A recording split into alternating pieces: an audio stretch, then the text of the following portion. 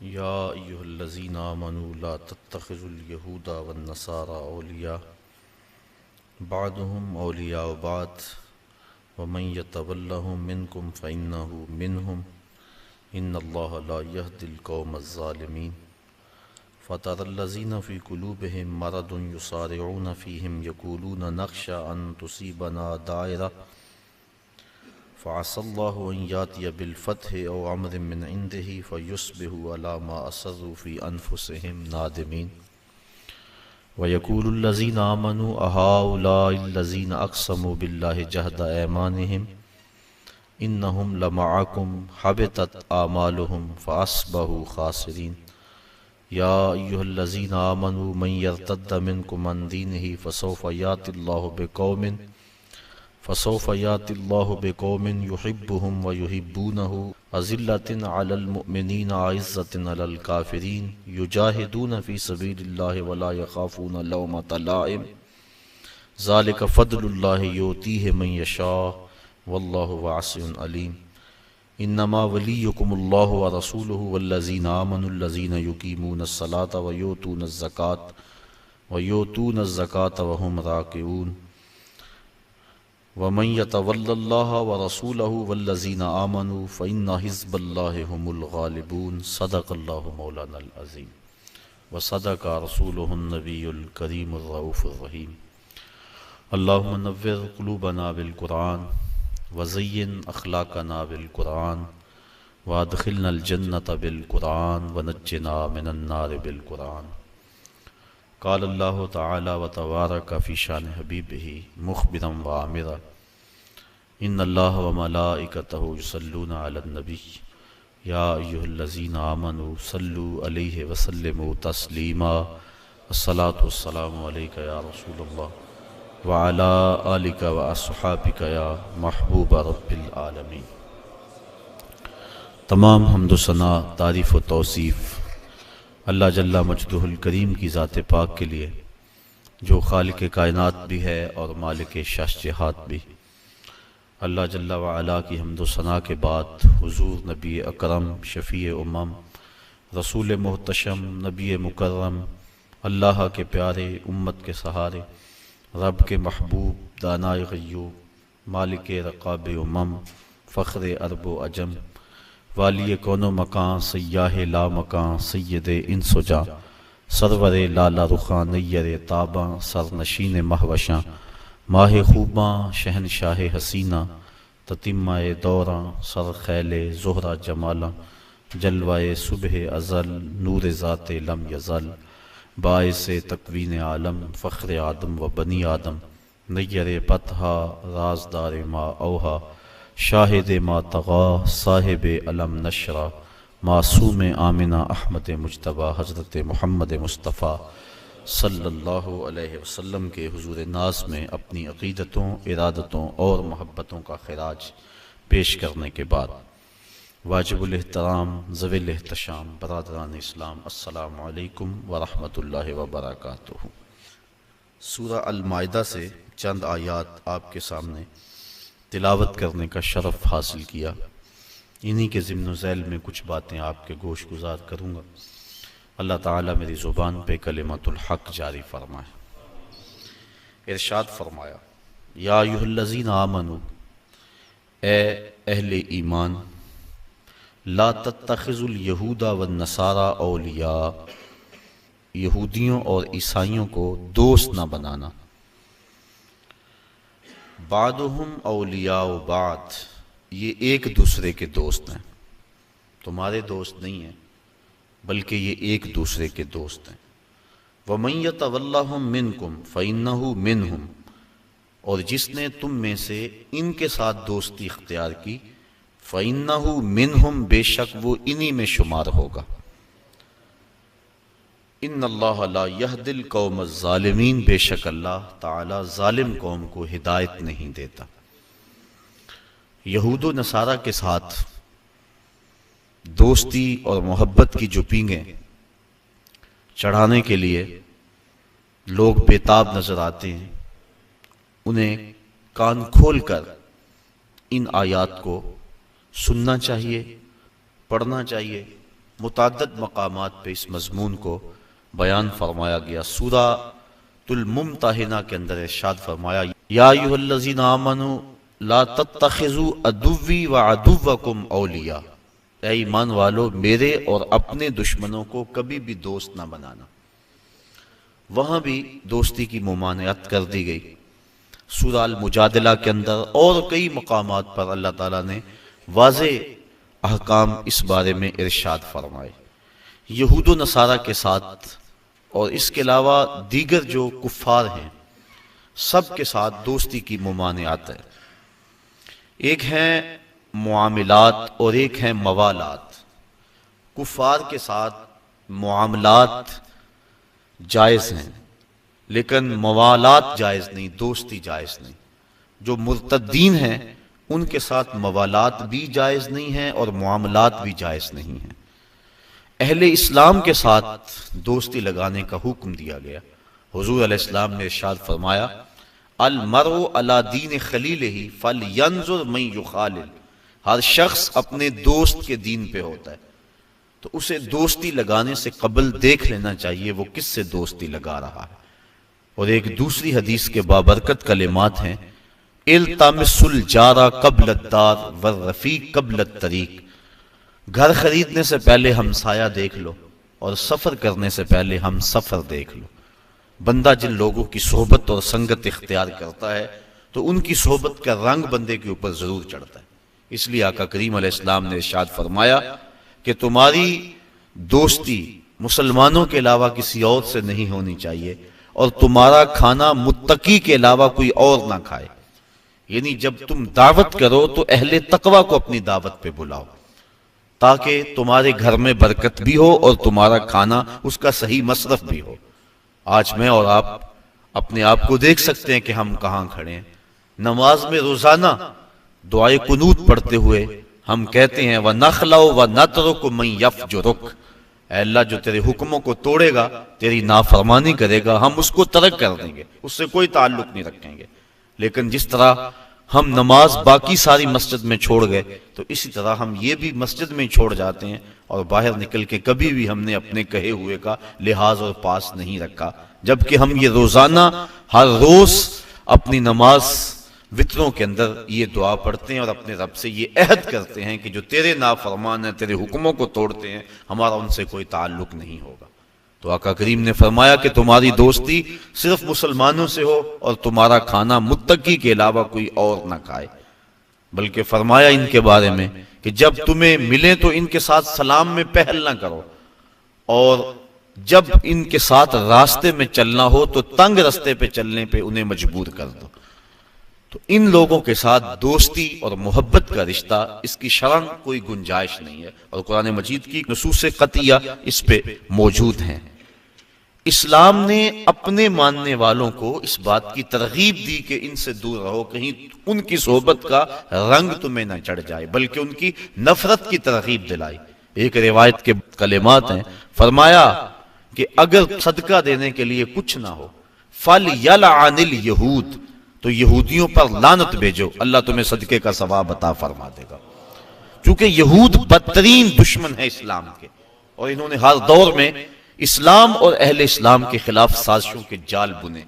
کابل سے کندھار تک، قلعہ جنگی سے دشت لیلہ تک، تورا بورا سے تکریت تک، موصل سے بغداد تک، جاوا کے ساحل سے لے کر رباط کے کوچہ و بازار تک، القدس سے کشمیر تک، نیل سے کاشغر تک، پوری دنیا کے اوپر اہل اسلام کے اوپر ظلم کی جو سیارات پھیلی ہے، ذرا دیکھیے کہ اس کے اسباب کیا ہیں۔ یہود و ہنود کا اور یہود و نصارہ کا گٹھ جوڑ، اور انہوں نے مسلمانوں کے لیے حیات تنگ کر دیا، اور اس وقت ہم جس حالت میں ہیں کسی سے مخفی نہیں۔ ہمارے ساتھ جو کچھ ہوا، جو کچھ ہو رہا ہے اور جو کچھ ہونے والا ہے، کھول کر آنکھیں میرے آئینہ گفتار میں، آنے والے دور کی دھندلی سے ایک تصویر دیکھ۔ جو کچھ ہوا اس کا پیش منظر اگر دیکھیں پس منظر کے حوالے سے تو وہ بڑا بھیانک اور خطرناک ہے۔ ہماری شاہ کاٹی گئی، اور جب سارا خون بہ گیا تو وہاں پٹرول بھرا گیا۔ جب پھیپھڑے پٹرول سے بھر گئے تو ان لاشوں کو آگ دی گئی، اور جب وہ اچھلتے تھے رقص سے بسمل کے تماشے کرتے تھے تو امریکی گنڈے کہہ لگاتے تھے. یہ کل کی کہانی ہے. شبرغان کی طرف جانے والے کنٹینروں کے اندر کس قدر طالبان بھر دیے گئے اور انہیں ایک گھونٹ بھی پانی کا نہ دیا گیا. اور بتاتے ہیں کہ جب پیاس کی شدت ہوئی تو وہ ایک دوسرے کا پسینہ چاٹتے تھے. اور جب شبرغان جا کے کنٹینر کھولے گئے تو 3 یا 4 افراد کے علاوہ باقی سارے جو سینکڑوں کی تعداد میں تھے وہ موت کی گھاٹ اتر چکے تھے. وہ تو ہمارے ساتھ یہ سلوک کریں اور ہم ان کے ساتھ دوستی کی پینگیں بڑھائیں، یہ قطعاً گنجائش نہیں ہے. اسلام نے واضح طور پہ ہمیں پیغام اور حکم دیا، اور قرآن کے الفاظ اور قرآن کے بابرکت حروف ہمیں نور دے رہے ہیں اور ہمیں زندگی گزارنے کا ڈھب دے رہے ہیں. یا ایھا الذین آمنوا، اے ایمان والو، لا تتخذوا اليہود والنصارى اولیاء، یہود و نصارہ کو کبھی بھی دوست نہ بنانا. بعضهم اولیاء بعض، یہ ایک دوسرے کے دوست ہیں.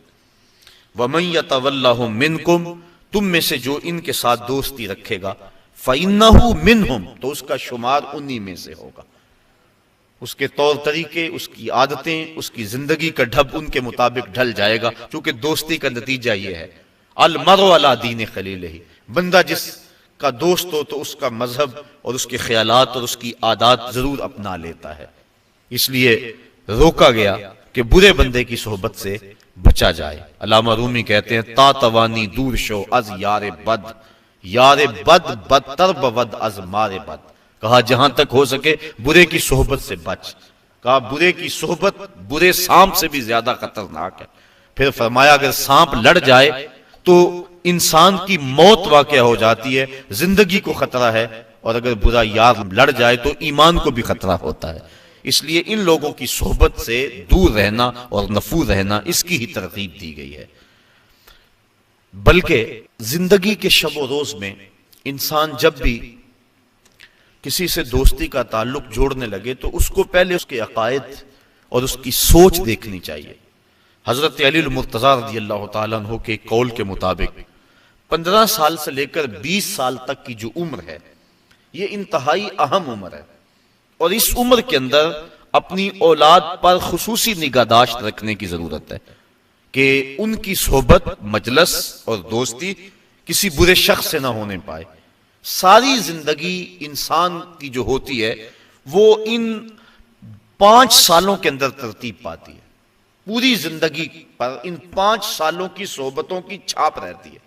اس لیے ہمیں پوری شدت اور کوشش کے ساتھ اور محنت کے ساتھ ان ایام میں اپنی اولاد جب ان ایام سے گزر رہی ہو تو ان کی صحبت اور سنگت کو دیکھنا چاہیے. آنکھیں بند کر کے نہ بیٹھ جائیں، بلکہ دیکھیں کہ ہماری اولاد کہاں بیٹھتی ہے اور کہاں اٹھتی ہے. بلکہ اولاد ابھی عمر کے اس حصے میں ہے کہ اپنے نفع نقصان کو نہیں جانتی. ان کے لیے ترجیحات خود مقرر کریں، اور اچھے دوست اور اچھے لوگ اور اللہ والے لوگ تلاش کر کے ان کی مجالس کے اندر ان کو خود بٹھا کے آئیں تاکہ ان کی برکات ان کو نصیب ہوں. ورنہ اگر یہ دن ان کے برباد ہو گئے تو ساری زندگی ان کی برباد ہو جائے گی. تو دوستی، تعلق اچھے لوگوں کے ساتھ ہی یقیناً فائدہ بخش ہوتا ہے. آقا کریم علیہ السلام نے اس کو ایک مثال سے سمجھایا. فرمایا اچھے بندے کی صحبت کی مثال خوشبو بیچنے والے کی طرح. کہا 3 چیزوں میں سے ایک چیز ضرور ہوگی، یا تو یہ وہ اسے خوشبو کا تحفہ دے دے گا کیونکہ اس کے پاس خوشبو وافر ہے، کچھ اسے دے دے گا بغیر کسی پیسے کے، اور یا یہ خوشبو اس سے لے لے گا. اور فرمایا یا نہ وہ دے گا اور نہ یہ لے گا، لیکن جب تک بیٹھا رہے گا خوشبوؤں میں بسا رہے گا، اس کے مشام جام معطر رہیں گے. اور برے بندے کی صحبت کو ایک مثال سے سمجھاتے ہو فرمایا کہ جس طرح لوہار کی بھٹی ہوتی ہے، یا تو کوئی چنگاری اڑ کر اس کے کپڑوں پہ پڑے گی اور کپڑے جل جائیں گے، بدن کے جلسنے کا اندیشہ بھی ہے، اور اگر یہ نہیں تو کم از کم جتنی دیر تک بیٹھا رہے گا اس کے دھوئیں سے اور اس کے تعفن سے اس کو تکلیف پہنچتی رہے گی. اس لیے اچھے بندے کی صحبت کا رنگ اپنا ہے. حضرت شیخ سعدی شیرازی فرماتے ہیں کہ میں ایک حمام میں گیا، ایک مٹی تھی وہاں پڑی ہوئی تھوڑی سی، میں نے دیکھا اس سے خوشبو آ رہی ہے. میں نے کہا تو مشک ہے، عنبر ہے، تیرے سے خوشبو آ رہی ہے. اس مٹی نے کہا ہوں تو میں مٹی، مجھے اپنی اوقات اچھی طرح یاد ہے، میں مٹی ہوں، میری ذات مٹی ہے، لیکن میرے اندر سے جو خوشبو تمہیں آ رہی ہے اس کی وجہ یہ ہے چند دن تک میں پھول کے قدموں میں بیٹھی رہی. جمال ہم نشیں در من اثر کر وگر نہ من ہما خاکم کے ہستم. میرے ہم نشیں کا جمال میرے اندر سرایت کر گیا، اثر کر گیا، ورنہ مجھے اچھی طرح یاد ہے کہ میری اوقات کیا ہے اور میں ہوں مٹی ہی، لیکن پھول کی صحبت نے مجھے یہ چمک اور یہ روشنی اور یہ اجالے دے دیے کہ میں آج جو ہے وہ خوشبو دے رہی ہوں۔ تو اچھے بندے کی صحبت یقیناً بندے کو اچھا کرتی ہے۔ صحبت سالے ترا سالے کنند، صحبت تالے ترا تالے کنند۔ تو یہود و نصارہ کی صحبت یقیناً مسلمانوں کا سب کچھ لوٹ لے، اس لیے منع فرمایا خبردار ان کے قریب نہ بیٹھنا، ان سے دوستی نہ لگانا۔ ہاں ان سے کاروبار کرنا جائز ہے، لیکن ایک ایک لمحہ تمہارے ذہن میں یہ بات ہونی چاہیے کہ ہم ان کے دشمن ہیں اور یہ ہمارے دشمن ہیں۔ اگر یہ بات رہے گی تو ان کی صحبت بد کے اثرات ظاہر نہیں ہوں گے، لیکن اگر دوستی کا رنگ چڑھنے لگے گا ان ملاقاتوں کو تو نتیجتاً یہ ہے کہ دین ایمان سب کچھ برباد ہو جانے کا اندیشہ ہے۔ اس لیے منع فرما دیا کہ ان سے دوستی نہ لگانا، بے شک جس نے ان سے دوستی لگائی وہ انہی میں سے شمار ہوگا۔ بے شک اللہ تعالیٰ ظالم قوم کو ہدایت نہیں عطا کرتا۔ فَتَرَى الَّذِينَ فِي قُلُوبِهِم مَّرَضٌ يُسَارِعُونَ فِيهِم، وہ لوگ جن کے دلوں میں بیماری ہے، نفاق کی بیماری ہے۔ یسارعون فیہم، وہ ان کی دوستی میں سرعت کرتے ہیں، جلدی کرتے ہیں، بھاگ بھاگ کر ان سے تعلق جوڑنا چاہتے ہیں۔ ان کی کوشش ہوتی ہے کہ ہمارا ان سے دوستی کا رشتہ جڑ جائے۔ کون لوگ؟ جن کے دل میں نفاق کی بیماری موجود ہے۔ اب اگر ان سے کہا جائے کہ میاں ان سے دوستی کیوں لگا رہے تو ان کے دلائل ہوتے، یقولون، کہتے ہیں، نخشا ان تصیبنا دائرہ، ہم اس لیے ان سے دوستی لگا رہے ہیں کہ کسی آنے والی مصیبت سے بچ جائیں، ہمارے اوپر کوئی آزمائش نہ آ جائے، کوئی گردش نہ آ جائے۔ اگر ہم نے ان سے دوستی نہ لگائی تو ہمیں خطرہ ہے اپنی معیشت کا، ہمیں خطرہ ہے اپنے حالات کا، دنیا کی منڈی میں ہم تنہا رہ جائیں گے، ہمارا سماجی بائیکاٹ کر دیا جائے گا، ہم پتھر کے زمانے میں دھکیل دیے جائیں گے۔ اس طرح کے دلائل تراشتے ہیں اور کہتے ہیں کہ ہم اس لیے دوستی لگاتے ہیں، نقشہ، ہم ڈرے، ان تصیبنا دائرہ، کہ ہمیں کوئی گردش نہ آلے۔ فَعَسَى اللَّهُ أَن يَأْتِيَ بِالْفَتْحِ أَوْ أَمْرٍ مِّنْ عِندِهِ فَيُصْبِحُوا عَلَىٰ مَا أَسَرُّوا فِي أَنفُسِهِمْ نَادِمِينَ۔ ان قریب اللہ تعالیٰ مومنوں کو فتح عطا فرما دے، ممکن ہے کہ اللہ مومنوں کو فتح عطا کر دے، او امر من عنده، یا اپنی جناب سے کوئی اور چیز عطا کر دے۔ فَيُصْبِحُوا عَلَىٰ مَا أَسَرُّوا فِي أَنفُسِهِمْ نَادِمِينَ، یہ دوستی گانٹنے والے اور اپنے دل کے اندر وہ چیزیں رکھنے والے یہ دیکھتے رہ جائیں گے اور شرمسار ہو جائیں گے، اور اللہ مومنوں کو سرخرو فرما دے گا۔ اور ایک وقت آنے والا ہے کہ جب اہل اسلام کو اللہ تعالیٰ ایسی کامیابی عطا فرمائے گا کہ دنیا کے خطے پر ایک بھی یہودی قائم نہیں رہے گا۔ حضرت عیسیٰ علیہ السلام تشریف لائیں گے، حضرت امام مہدی کے عساکر میدان میں آئیں گے، خنزیر کو قتل کیا جائے گا، صلیب کے نشان کو توڑا جائے گا، اور کتب حدیث میں موجود ہے اللہ تعالیٰ ایسی اعانت فرمائے گا اہل اسلام کی، اگر کسی جھاڑی کے پیچھے یا پتھر کی اوٹ میں کوئی یہودی چھپا ہوا، وہ پتھر مسلمان مجاہد کو آواز دے کے کہے گا ادھر آ، میرے پیچھے یہودی چھپا ہوا ہے۔ اور جب دنیا سے آخری یہودی قتل کر دیا جائے گا تو دنیا کا امن قائم ہو جائے گا، حتیٰ کہ سانپ انسانوں کے اندر پھریں گے لیکن ڈسیں گے نہیں، بھیڑیا اور بکری ایک گھاٹ پہ پانی پئیں گے لیکن بکری کو بھیڑیے سے خطرہ نہیں ہوگا۔ دنیا کے امن کی ضمانت ہے جب آخری یہودی قتل ہوگا۔ جب تک یہود موجود ہیں پوری دنیا کے اوپر امن قائم نہیں ہو سکتے۔ امن کی بربادی کا سبب مسلمان دہشت گرد قرار دیے جا رہے ہیں، لیکن حقیقت یہ نہیں ہے، مسلمان تو اپنی بقا کی جنگ لڑ رہے ہیں، مسلمان دہشت گرد نہیں ہوتا۔ یہ تو امن کا متوالا ہے، یہ تو امن کا درس دینے والا ہے۔ پوری دنیا کے اوپر جو فساد ہے وہ یہود کی وجہ سے ہے، اور جب یہودی ختم ہو جائیں گے خاص کم جہاں پاک، تو پوری دنیا کے اوپر امن کے سویرے طلوع ہونے لگیں گے۔ تو اللہ تعالیٰ جل شانہ مومنوں کو وہ دن ضرور دکھائے گا۔ وَيَقُولُ الَّذِينَ آمَنُوا أَهَؤُلَاءِ الَّذِينَ أَقْسَمُوا بِاللَّهِ جَهْدَ أَيْمَانِهِمْ، اور اہل ایمان یہ کہتے ہیں یہ ہیں وہ لوگ جنہوں نے اللہ کے نام کی قسمیں کھائی تھی، بڑی پکی قسمیں۔ إِنَّهُمْ لَمَعَكُمْ، یہ کہ ہم تمہارے ساتھ ہیں، جبکہ یہ تو ہمارے ساتھ نہیں ہے، یہ تو کچھ اور نکلے۔ یہ منافقین کا جب پردہ چاک کر دیا گیا تو مسلمانوں نے جو کہا یہ اس حالت کو بیان کیا جا رہا ہے، کیونکہ منافقین مسلمانوں کے اندر گھسے ہوئے تھے۔ آقا کریم علیہ السلام کی ستر پوشی کی عادت تھی، اور آقا کریم نہیں چاہتے تھے کہ ان کو رسوا کریں۔ اب انہوں نے سمجھا کہ شاید نبی کو پتہ ہی نہیں، یہ جانتا نہیں ہے، ہم ان کے اندر رہتے اور نبی کو پتہ ہی نہیں، بلکہ انہوں نے باتیں کرنا شروع کر دی، یوں آسمانوں کی خبریں تو دیتے ہمارا تو پتہ ہی نہیں ہے۔ آقا کریم تو پردہ پوش تھے، انہوں نے تانا زنی علم پہ کر دی۔ آقا کریم ایک دن منبر پہ تشریف فرما ہوئے، فرمایا مجھے پتا چلا ہے کچھ لوگ میرے علم پہ اعتراض کرتے ہیں، فرمایا پوچھو، جو پوچھو گے بتاؤں گا۔ ایک شخص نے عرض کی من ابی یا رسول اللہ، آقا میرا باپ کون ہے؟ اب اس کے باپ کا تعارف تھا کہ فلاں باپ ہے، لیکن اس کا حقیقی باپ وہ نہیں تھا، باپ کوئی اور تھا۔ اس کے علم میں تھا، اس کو پتا تھا کہ حضور جو میرا ظاہر باپ ہے وہی بتائیں گے، لیکن آقا تو جانتے تھے۔ فرمایا ابو کا حذافہ، تیرا باپ وہ نہیں جو لوگ کہتے ہیں، تیرا باپ تو حذافہ ہے۔ ایک نے کہا میرا ٹھکانہ کیا ہے؟ قال انت فی النار، کہا تو جہنمی ہے۔ فبارک عمر رضی اللہ تعالیٰ عنہ، حضرت عمر فاروق اپنی پنڈلیاں بچھا کے اس طرح بیٹھے اور اپنے ہاتھ جوڑے، کہا ردیتو باللہ ربا وبالاسلام دینا وبمحمد نبیا، حضور ہم اللہ کے رب ہونے پہ اور اسلام کے سچا دین ہونے پہ اور آپ کے نبی ہونے پہ راضی ہیں۔ یہ اعتراض ہم نے نہیں کیا، یہ کسی منافق نے بات کی ہے۔ تو بار بار حضرت عمر فاروق نے یہ عرض کی تو اللہ کے محبوب کا غصہ کافور ہوا، اور آقا کریم بار بار پوچھتے تھے، سلونی، پوچھتے کیوں نہیں، پوچھو، جو پوچھو گے میں بتاؤں گا۔ اللہ اکبر۔ تو اللہ کے محبوب کی نظر سے کوئی شے پوشیدہ نہیں ہے۔ حدیث میں آتا ہے، مشکات کے الفاظ ہیں، آقا کریم ایک دن تشریف لائے اور حضور کے دونوں ہاتھوں میں دو کتابیں تھیں۔ صحابہ کو کہا جانتے ہو یہ کتابیں کیا ہیں؟ صحابہ نے کہا اللہ و رسولہ عالم، اللہ اور اس کا رسول جانتا ہے۔ فرمایا ھذا کتاب من عند اللہ، یہ کتاب جو میرے دائیں ہاتھ میں ہے یہ مجھے اللہ کی طرف سے عطا کی گئی ہے۔ اس میں جنتیوں کے نام ہیں، ان کے باپوں کے نام ہیں، ان کے قبیلوں کے نام ہیں۔ اور فرمایا یہ جو کتاب ہے میرے بائیں ہاتھ میں، یہ بھی مجھے اللہ کی طرف سے دی گئی ہے، اس میں جہنمیوں کے نام ہیں، ان کے باپوں کے نام ہیں، ان کے قبیلوں کے نام ہیں۔ تو نگاہ سے کوئی شے پوشیدہ نہیں ہے۔ نبی جس کو اللہ نے اتنا بڑا منصب دیا، بھلا اس کو بتلایا ہی نہیں ہے، یہ کیسے ہو سکتا ہے؟ حدیث میں آتا ہے، مسلم میں اور دیگر کتب میں، کتاب الملاحم میں روایت موجود ہے، اللہ کے محبوب علیہ السلام نے ایک دن فرمایا قرب قیامت میں جب دجال آئے گا نا تو میرے غلام اس دجال کے مقابلے میں نکلیں گے۔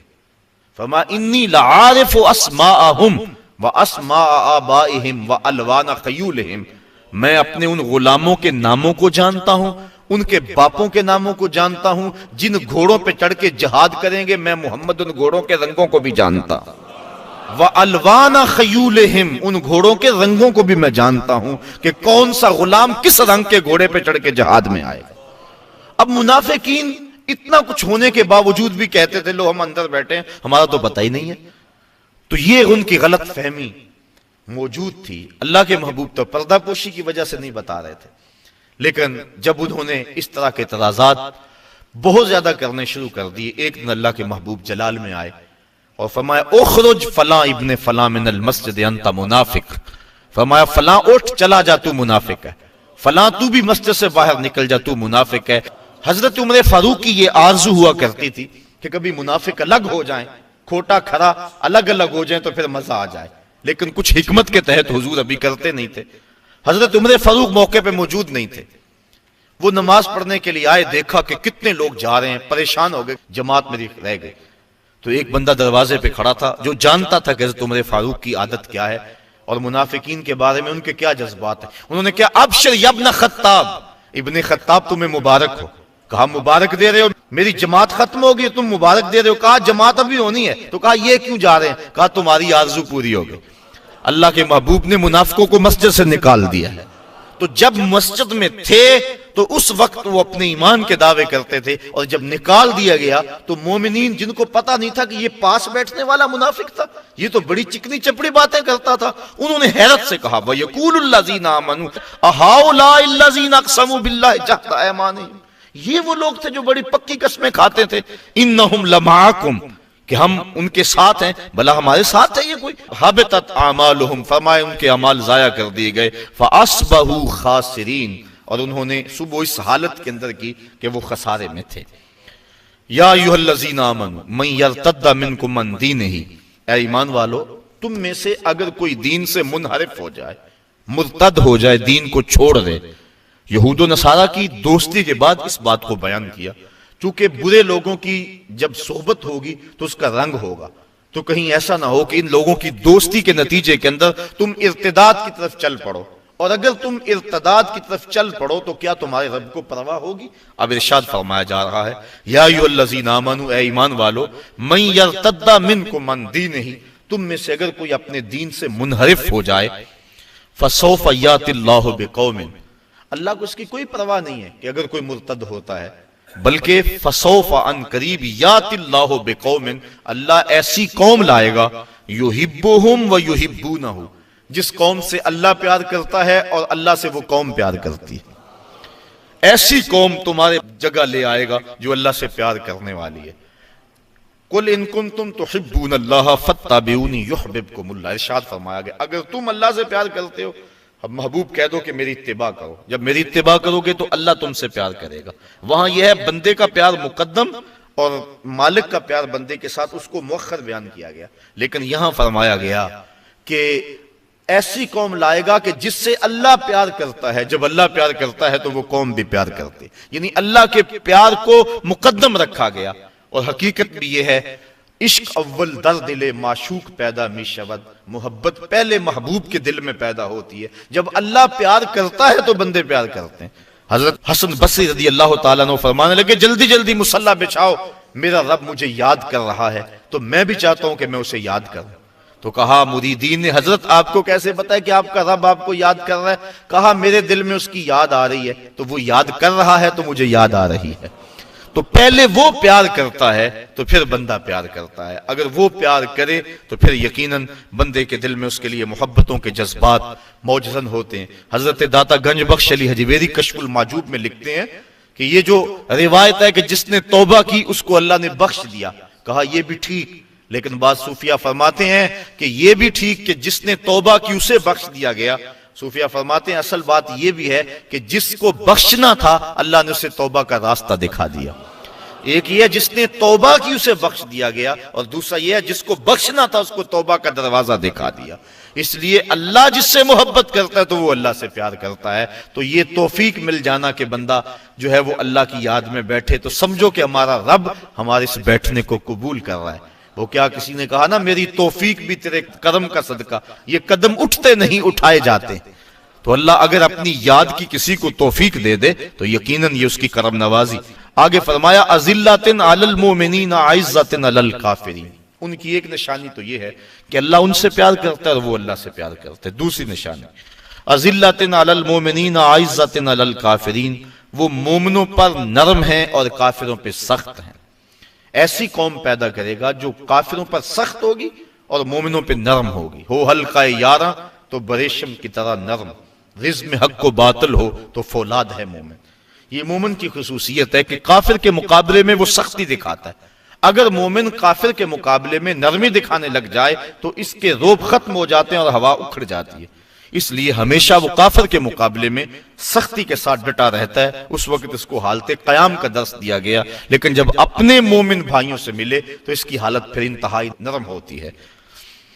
مسافے زندگی میں سیرت فولاد پیدا کر، اقبال نے کہا تھا مسافے زندگی میں سیرت فولاد پیدا کر، شبستان محبت میں حریر و پرنیاں ہو جا، گزر جا بن کے سیلے تند رو کو ہو بیاباں سے، گلستہ راہ میں آئے تو جوئے نغمہ کہاں ہو جا۔ جب راستے میں پہاڑ آئے تو ٹکرا جا ان سے، اور جب راستے میں کوئی باغ آ جائے تو اس پانی کو کہا جا رہا ہے کہ اب تو سیلاب نہ بن بلکہ جوئے نغمہ خاں بن جا، گیت گاتی ہوئی ندی بن جا اور اس باغ سے یوں گزر۔ تو جب اپنوں سے ملتے ہیں تو ان کی محبت مثالی ہوتی ہے، اور جب کافر کے مقابلے میں ہوتے ہیں تو سخت ہوتے ہیں۔ اگر قوم کا مزاج یہ ہو جائے کہ کافروں سے نرمی اور اپنوں سے سختی، تو پھر اللہ کے عذاب کا انتظار کرنا چاہیے۔ یجاہدون فی سبیل اللہ، ان کی ایک صفت یہ ہے کہ وہ اللہ کے راہ میں جہاد کرتے ہیں۔ کافروں کے مقابلے میں سرحدوں پر جو لڑائی لڑی جاتی ہے اس کو عربی میں قتال کہتے ہیں، اور جہاد جد و جہد دین کو کہتے ہیں۔ اعلاء کلمت الحق کے لیے جو بھی محنت کی جائے، جد و جہد کی جائے، اس کو جہاد کہتے ہیں۔ اس قتال کو بھی جہاد شامل ہے کیونکہ یہ بڑا وسیع المفہوم لفظ ہے جہاد۔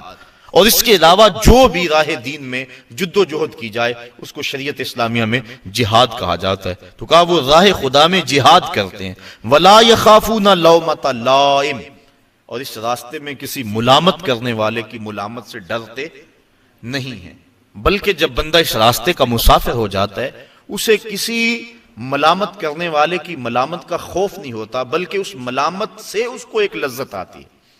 حضرت ابو ذر غفاری رضی اللہ تعالیٰ عنہ فرماتے ہیں کہ میں حضور کی خدمت میں دار ارقم میں حاضر ہوا، رہنے والے مدینے کے تھے لیکن آئے مکہ المکرمہ، ابتداء اسلام تھا۔ حضور کی خدمت میں حاضر ہوا بیعت اسلام کی، دو چیزوں پر حضور نے مجھ سے وعدہ لیا، ایک تو حق کہنا چاہے کچھ بھی ہو جائے، اور دوسرا اللہ کے راستے میں کسی ملامت کرنے والے کی ملامت سے نہیں ڈرنا۔ میں نے بیعت کر کے کہا حضور اگر اجازت ہو تو باہر نکل کر اپنے ایمان کا اعلان نہ کرو۔ حضور فرمایا ابھی حالات ایسے نہیں، ابھی اپنے ایمان کو مخفی رکھو۔ عرض کی حضور ابھی تو میں نے آپ سے وعدہ کیا ہے کہ حق کہنا ہے چاہے قیامت آ جائے۔ آقا کریم فرمایا اچھا پھر تمہاری مرضی۔ حضور بھی پرکھنا چاہ رہے تھے، کہا اچھا پھر تمہاری مرضی۔ حضرت ابو ذر غفاری کی سنیے، کتب سیر میں واقعہ موجود ہے، کہتے ہیں میں سین حرم میں آیا، کیا دیکھتا ہوں کہ صنادید قریش نشستیں جمائے بیٹھے ہیں اور ان کے چیلے چانٹے ان کے ارد گرد جو ہے وہ حلقوں میں بیٹھے ہوئے ہیں۔ میں کعبۃ اللہ کے ساتھ ٹیک لگا کے زور سے کہا لوگو سن لو، میں اللہ کی توحید کا اقرار اور مصطفیٰ کی رسالت کا اقرار کرتا ہوں۔ کہتے ہیں یہ لفظ میرے ابھی مکمل نہیں ہوئے تھے کہ میرے اوپر لوگ ٹوٹ پڑے اور اتنا مارا کہ میرے لخت لخت سے خون بہنے لگا۔ حضور کے چچا حضرت عباس بن عبد المطلب رضی اللہ تعالی عنہ وہ وہاں موجود تھے، ابھی اسلام کی دولت سے مالا مال نہیں ہوئے۔ انہوں نے کہا لوگو اپنی معیشت پہ ترس کھاؤ اور اس شخص کو چھوڑ دو، تم جانتے نہیں یہ شخص کون ہے، یہ بنو غفار کا شخص ہے، اور بنو غفار مدینے میں رہائش پذیر قبیلہ ہے، تمہاری معیشت کا انحصار تجارت پہ ہے، اور تجارت بھی شام کی، اور شام کا جو راستہ ہے وہ مدینے کے قریب سے گزرتا ہے، اگر تم نے اس شخص کو قتل کر دیا تو تمہارے شام کی طرف جانے والے قافلے غیر محفوظ ہو جائیں گے اور تمہاری معیشت جو ہے وہ کمزور پڑ جائے گی، اس پہ رحم نہ کرو، اپنی معیشت پہ ترس کھاؤ اور اسے چھوڑ دو۔ لوگوں کے ذہن میں یہ دلیل سمجھ میں آئی، لوگوں کے نے قبول کیا اور کہتے ہیں مجھے چھوڑ دیا۔ اب سنیے لفظ حضرت ابو ذر غفاری کے، کہتے ہیں میں نے آب زمزم سے زخموں کو دھویا، ایک چادر لی، سین حرم میں لیٹ گیا رات گزارنے کے لیے، لیکن ساری رات گزر گئی مجھے نیند نہ آئی۔ کیوں نیند نہ آئی؟ کہ زخم زیادہ تھے، درد ہو رہا تھا، یقیناً یہ بات بھی ہوگی، لیکن حضرت ابو ذر غفاری کے نیند نہ آنے کا سبب خود بیان کرتے ہیں، کہا مار کھانے میں اتنا مزہ آیا تھا کہ میرا جی چاہتا تھا دوبارہ دن چڑھے، وہ پھر آئے اور پھر میں اعلان کروں، اور جو حال میرے ساتھ کل ہوا تھا دوبارہ پھر ہو۔ وہ مزہ دیا تڑپ نے میری آرزو ہے یا رب، میرے دونوں پہلوؤں میں دل بے قرار ہوتا، ایک پہلو میں دل ہے تو اتنا لطف آ رہا ہے، اگر دونوں پہلوؤں میں دل ہوتا تو کیا کیفیت ہوتی۔ کہا ساری رات انتظار میں گزر گئی اور جی چاہتا تھا کہ دوبارہ دن چڑھے اور پھر اپنی مسجدوں پہ آئیں اور پھر میں توحید کا غلغلہ بلند کروں اور پھر وہ میرے اوپر ٹوٹ پڑے، یہ زخم دوبارہ آئیں اور اس تکلیف سے جو لذت مجھے کل ملی تھی پھر دوبارہ ملے۔ کہا پھر جب صبح ہوئی اور وہ آ کے بیٹھ گئے، میں نے دوبارہ کھڑے ہو کے وہی اعلان کیا اور میرے اوپر ٹوٹ پڑے، پھر مزاحم ہوئے حضور کے چچا، اور اگلے دن پھر رات میری بڑی مشکل گزری اور میں یہ انتظار کرتا رہا دن چڑھے تو پھر توحید کا اعلان کروں۔ تو وہ اللہ والے جو لوگ ہیں، اگر ان کو اس راستے میں کوئی تکلیف پہنچتی ہے یا کوئی ملامت کرتا ہے تو جب وہ جم جاتے ہیں دین پہ اور روح دین ان کو نصیب ہو جاتی ہے تو اس ملامت سے ڈرتے نہیں ہیں، بلکہ اس ملامت کرنے والے کی ملامت کی پرواہ کیے بغیر اپنے سفر کو جاری رکھتے ہیں۔ مار کھانے کے باوجود، تکلیفیں اٹھانے کے باوجود، ملامتیں سہنے کے باوجود حق پہ جمع رہنا اور یہ دولتیں مل جانا، یہ کیا انسان کے بس کا روگ ہے؟ کہا نہیں، ذالک فضل اللہ یؤتیہ من یشاء، یہ اللہ کا فضل ہے جسے چاہے عطا فرما دے، جسے چاہے کرم نوازی فرما دے۔ واللہ واسع علیم، اللہ تعالیٰ وسعت والا اور علم والا ہے۔ اب انسان کو منع کر دیا یہود و نصارہ سے دوستی نہیں کرنی، جو اللہ کے دشمن ان سے دوستی نہیں کرنی، آگے منع کر دیا کہ اہل کتاب سے بھی دوستی نہیں رکھنی، کفار سے بھی دوستی نہیں رکھنی۔ انسان تو معاشرتی حیوان ہے، کسی سے دوستی ہوگی تو زندگی گزرے گی، جب دوستی ان سب کی دوستی سے ممانعت کر دی گئی تو پھر یاری کس سے لگائے، دوستی کس سے لگائے؟ ویسے تو بندہ جی نہیں سکتا، اکیلا تو رہ نہیں سکتا۔ کہا آؤ بتائیں کس سے دوستی لگانی ہے۔ انما ولیکم اللہ ورسولہ، بے شک تمہارا دوست اللہ اور اس کا رسول ہے۔ آؤ ان سے دوستی کا ناتا جوڑ لو. دنیا داروں سے دوستی لگاؤ گے، بعد میں بے وفائی کا زخم اپنے سینے پہ لے کر روتے رہو گے کہ ہم جن کے لیے مرے تھے وہ وضو کرتے رہے اور جنازہ بھی نہ پڑا. پھر کیا کچھ کہتے پھرو گے. آؤ ان سے دوستی لگاؤ جو دنیا پر بھی اور آخرت پر بھی وفا کی ریت کو نبھاتے ہیں. انما ولیکم اللہ، بے شک تمہارا دوست اللہ ہے، ورسولہ، اور اس کا رسول ہے، والذین آمنوا الذین یقیمون الصلاۃ، اور وہ اہل ایمان ہیں جو نماز پڑھتے ہیں، نماز قائم کرتے ہیں، ویؤتون الزکوٰۃ، اور زکوٰۃ ادا کرتے ہیں، وہم راکعون، اور ان کے دل اللہ کے حضور جھکے ہوئے ہیں. وہ ہیں تمہارے دوست اور ان سے دوستی تمہیں نفع دے گی. وَمَن يَتَوَلَّ اللَّهَ وَرَسُولَهُ، اور جو اللہ اور اس کے رسول سے دوستی لگائے، وَالَّذِينَ آمَنُوا، اور اہل ایمان سے دوستی لگائے، فَإِنَّ حِزْبَ اللَّهِ هُمُ الْغَالِبُونَ، بے شک اللہ کا گروہ ہی غالب ہے اور غلبہ اسی کے پاس ہے اور وہی غلبہ دینے والا ہے. تو اہل اسلام کو ان کو راہ عمل دی گئی اور بتایا گیا تم نے کس سمت پہ چلنا ہے. کہیں غلط فہمی میں اپنا سب کچھ برباد نہ کر بیٹھیں. اسلام نے ان کو راہ عمل دے دیا کہ غلبہ تو اسلام کے پاس ہی ہے اور حق ہی غالب رہتا ہے.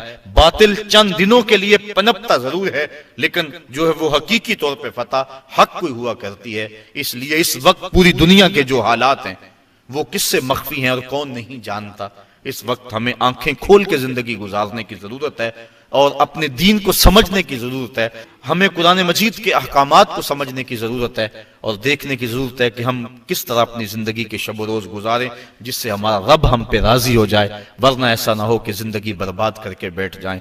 4 دن کی زندگی ہے، اس کو شریعت اور مصطفیٰ کریم علیہ الصلوۃ والسلام کے جو طریقے ہیں ان کے مطابق گزارنے کی کوشش کریں. کار ما آخر شدو، آخر زما کار نشد، مشت خاک ما غبارے، کوچہ یار نشد، و آخر دعوانا ان الحمدللہ رب العالمین.